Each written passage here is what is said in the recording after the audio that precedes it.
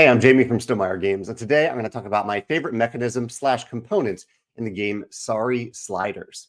Now, of course, this is not the style of game that I usually talk about. This is a very light dexterity game.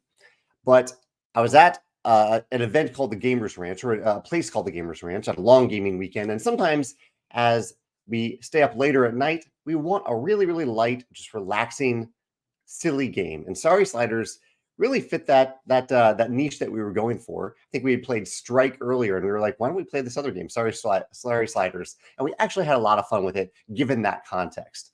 And the game had something that I don't think I've seen in a game before, which is these ball bearings inside of the little pawns that you're playing with. So it's basically a game of shuffleboard on the tabletop. You can kind of see it in this photo here. Each player has their own little shuffleboard, and they're trying to slide the Sorry Slider tokens, the pawns, into the middle, trying to get to the very middle, to the bullseye area here, while knocking other tokens, other pawns out of the way. So it's a little bit like shuffleboard, a little bit like the what's the game that's played on ice with the it's like shuffleboard on ice. I'm blanking on the name here, but we see it in the Winter Olympics from time to time.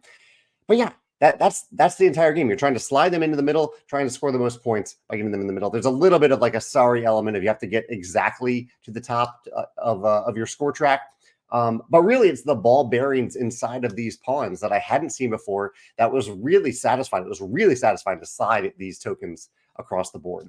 So I wanted to highlight it because I think it's a worthy mention for the dexterity or game category of putting ball bearings in a token to add to that sliding dexterity element.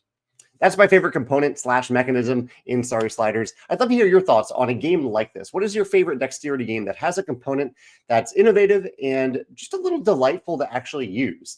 I think that's wonderful to have those toy-like elements in games from time to time, particularly when it gets a little late at night. Let me know your thoughts in the comments below. Thanks.